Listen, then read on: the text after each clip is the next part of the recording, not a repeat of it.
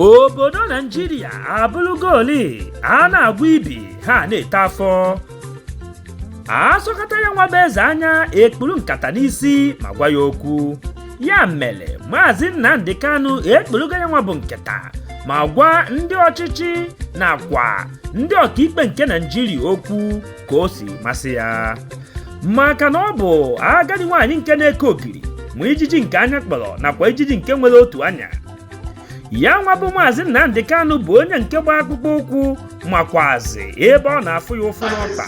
You are biased, you cannot be my case. A woman should do the right thing. A chairman of the board of directors prosecuting somebody is impropriety. Nowhere in the world such nonsense stop. You cannot be hobnobbing with lawyers, hobnobbing with justices, and you're proceeding a case. It's shameful.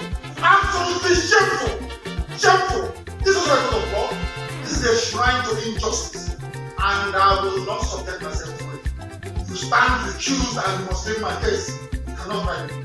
Mgbe Maazị Nnamdi Kanu kwusiri okwu obi mgbawa gbasara omume ọjọọ mmewu ndị gọọmenti etiti na-emegide ya, ọtụtụ ndị mmadụ malitere ikwute ọnụ ma na-ata ya ụta gbasara otu o siri wee dobe ọnụ ya mgbe ọ na-ekwupụta ka obi dị ya.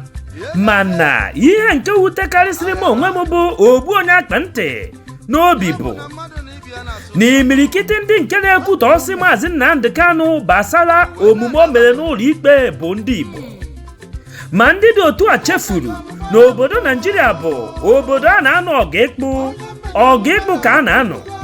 N'agbanyeghị alụ omekome ndị Boko Haram na-eme, ụmụnne ha bụ ndị Hausa gbakọrọ ọnụ ma gbaa mbọ fụ na emegbu ha ma chụbatakwa ha n'ala Naijiria. Ka ọ bụzi ndị nke Yoruba ndị nke gbara mbọ ịhụ na Sunday Igbo ha bụkwa onye nke a nabatara ma napụta ya n'aka ụlọ mkpọrọ, mana ụmụnne Nnamdi Kanu bụ ndị Igbo bụkwazi ndị nke nọ n'ihu akwụkwọ na-ata ya ụta ma na-akpọgbu ya n'obe. Ịma na-ekwu n'okwu wee sị ebudo ozu onye ọzọ ọ dịka ebu ukwu nkụ. Ahụhụ nke Maazị Nnamdi Kanu na-ata ma na-agabiga n'oge ugbu a bụkwanụ maka ọdịmma nke ndị Igbo niile gbara gburugburu. Ya nwa bụkwazị Maazị Nnamdi Kanu atụnyego isi nne ya na isi nna ya na njem nnwere onwe nke a ọ na-achọ. Ya nwa bụ Maazị Kanu ahụbeghị ụmụaka nke ọ mụrụ ma nwunye ya ihe karịrị afọ 4 gara aga. Ihe ndị a niile na ihe ndị ọzọ bụ àjà ọ na-achụ maka ọdịmma nke ndị Igbo. Ọ bịa ka m ji wee kwụsị onye ọbụla nwere ezigbo obi na-eche maka mmadụ ga-ama na Nnamdi Kanu wee iwe ma baa mba n'ụlọ mkpọrọ na o ziri ya. Gị nwe onwe gị bụ onye nke na-ata ya Maazị Nnamdi Kanu ụta ma na-atụcha ihe ọbụla nke o mere. Jụọ n'onwe gị ajụjụ tụlee na ọ bụrụ na ọ bụ gị ka a na-eme omume a na-emekwasa Maazị Nnamdi Kanu, kedu ka obi ga-adị gị? Ogbu onye akpa ntị jikwazi ohere a were na-ajụ ajụjụ na-ajụgara ndị niile na-aba mba gbasara akparamagwa nke Maazị Nnamdi Kanu kpara n'ụlọ ikpe.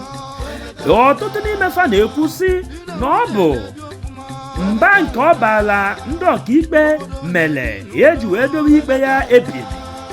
Ọtụtụ n'ime fa na-ekwu sị na ọ bụrụ na Nnamdi Kanu nọjụrụ alụ na ọbaghị mba n'aka ekpebi ikpe ya ụbọchị ahụ.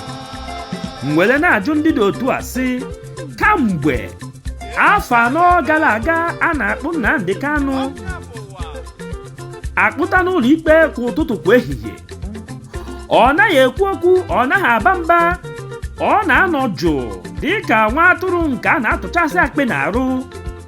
Kedu ihe kpatara na ndị ọkaikpe atọhapụghị ya sinsi afọ 4 gara aga ọ na-anọjụ alụ? Sinsi ahụ rute n'oge ugbu a o nweghị onye kwuru okwu ma jụọ ndị gọọmenti etiti kedu ihe unu ji akpụgharị onye onweghị ihe o mere, ebe ọkaikpe kwuru sị lapụ ya na aka ya dị ọcha. Kedu ihe kpatara unu ji were jigide ya ebe a?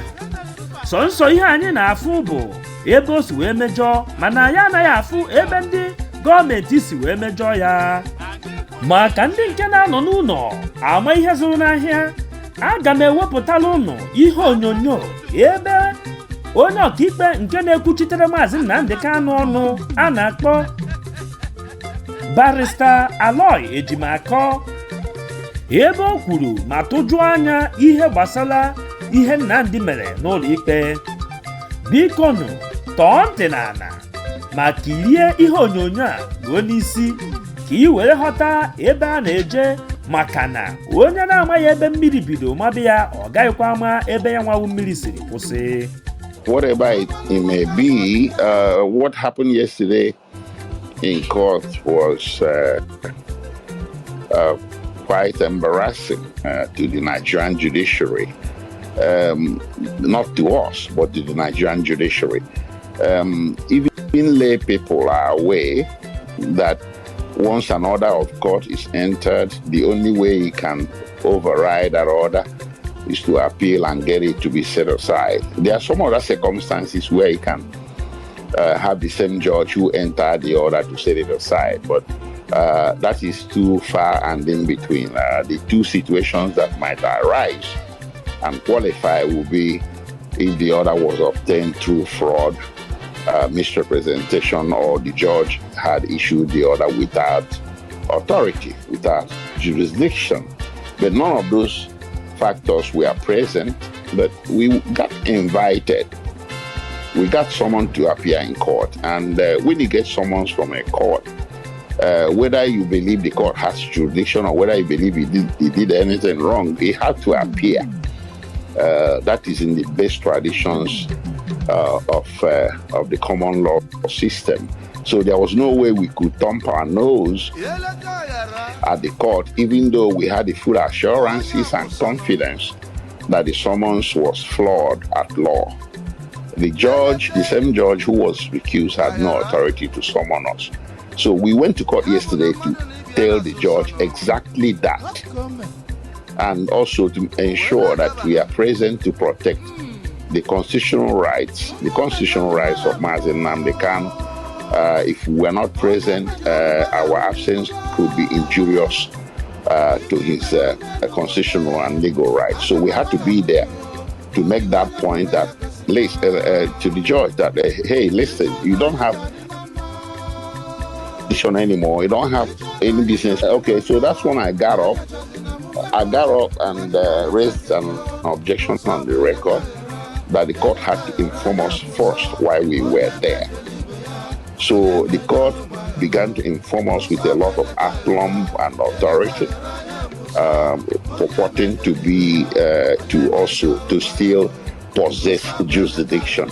I opposed that vehemently, and it went on back and forth between me and the prosecutor.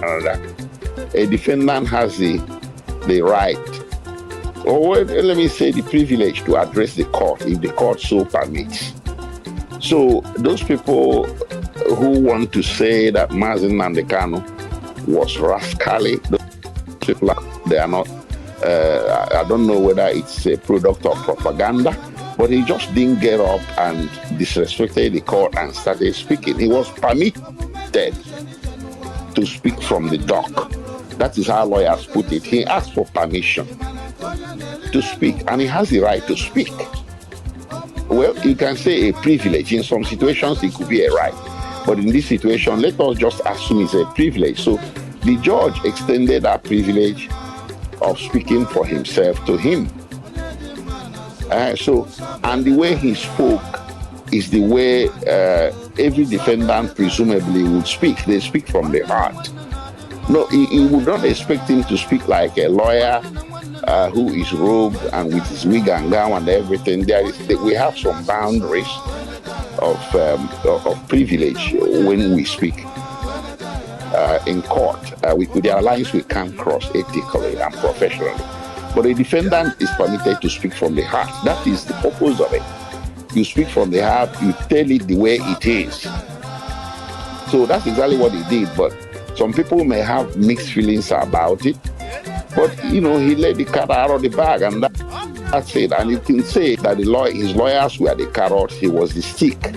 So be that as it may, the purpose was achieved.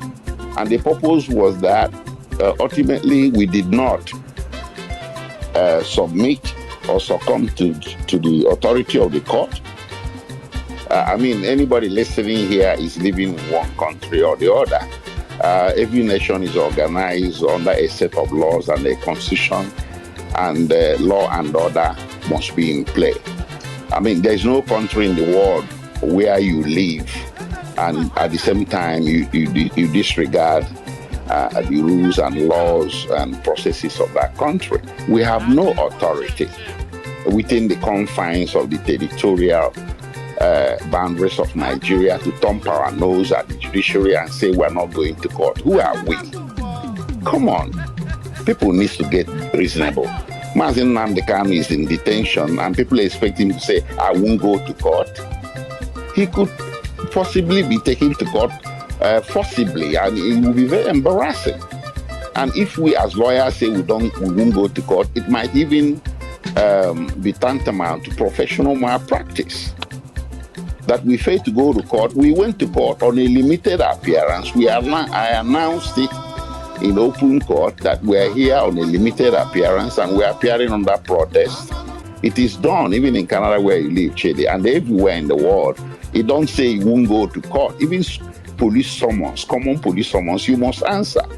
You go there and protest your innocence, but you won't say, I won't go to court, I won't go to police station because you believe that they have no authority to summon you. You just can't do that in any country. I don't know why, in the case of Nnamdi Kanu, some people expect different or expect the lawyers to act differently. As if the lawyers are some thing gods. We don't have the coercive powers of the Federal Republic of Nigeria. I wish we do. In that case, we shall now, marshal or purvey those coercive powers to prevent some injustice from being done. But we live under the authority of the state, pure and simple. It's a hard truth, very inconvenient truth, but it is the truth. So if the court says you must come, you go. You don't stay in your house and decide that the court doesn't have jurisdiction, because the court can proceed in absentia. It can proceed with the proceedings in your absence and enter some orders or rulings that will be permanently injurious to your legal interests. And then how do you defend that? Reasonable men and women, even non-lawyers alike, will be asking you, but what authority do you have to refuse to honor a court order? It's a court that summons a man, he goes to court and proves his innocence, and he's sent home and he's set free. So you don't stay in your house, or especially for someone who is, within the confines of a security agency detention facility, and you say, I won't go to court. Something got to give. So I don't know why this is hard for people to understand. On 29th June 2021, Nnamdi Kanu was suddenly presented in court before this same judge through the back doors. He was marched, and they had a hood over his face, and he was in shackles and manacles. He was presented before this judge, and the last time the judge beheld Nnamdi Kanu was as far as April of 2017. And she knew of the record. So this judge did not conduct the basic inquiry. So this hearing was conducted secretly without notice to counsel and without asking Nnamdi Kanu to explain himself, to speak to the judge. So the judge listened to the prosecution side only and proceeded to enter an order or remand of detention that is keeping Nnamdi Kanu in detention till today. That is a grave constitutional error that you cannot sweep under the carpet. But it's catalogued.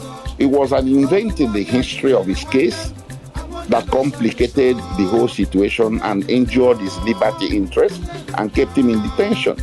So when I came in, it was one of the things that I considered a grave injustice done to him, and we were just waiting for an opportunity to palliate into his case in such a way as to protect his rights.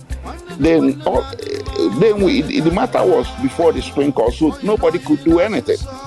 But after 15 December 2023, when the Supreme Court decided the case and sent it back to the same High Court to try Nnamdi Kanu, that wasn't the only thing they decided. The Supreme Court also decided that his bail shouldn't have been revoked.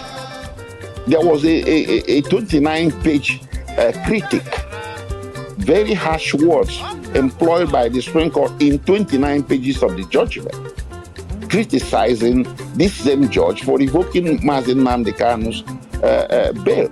The Supreme Court called the process by which Nnamdi Kanu was brought before the judge a criminal conduct. Yeah, anybody listening who believes we should be embarrassed, I'm sorry to tell such person, the person should be disappointed. Ditto for anybody who might feel that we felt disrespected. None of that happened. So, I mean, they are people are trying to see smoke where there is no fire. Nothing of that. Nnamdi Kanu is not a lawyer, so when he talks almost like a well-trained lawyer, you should know where that is coming from. It's as obvious. So anybody who doesn't see what is happening, the true picture of what is happening, the person is either choosing not to misunderstand it, or that person is also that person also belongs to those people that I tell you that are given to a lot of mischief. Okay, so we have a defense strategy. I'm not going to reveal it. I have made allusions to carrot and stick, and people who want to understand things and have open mind will understand. Nnamdi Kanu could not have spoken to the court or to the media without preparation. We decided that for come what may, Nnamdi Kanu would always speak in court, unless he doesn't want to. And he said it to our satisfaction. Even if he said, somebody says, because it might be, you might get up, say something in court, and the judge will ask you, which she did yesterday. Okay, you want to speak for yourself now? And he said yes. What is he supposed to say? No. If he says no, then he ought to sit down. No, people were not there. People who were there will tell you, we nodded our head when that question was put to him. He looked to the counsel table and we nodded our head. Yes. So go ahead, speak for yourself. That might be, I think that's advantageous to his case. Echefukwana ibinyere anyị aka n'iru akwụkwọ a ma tụsaa ozi a ka olu onye ọbụla ntị. Udo dịrị unu.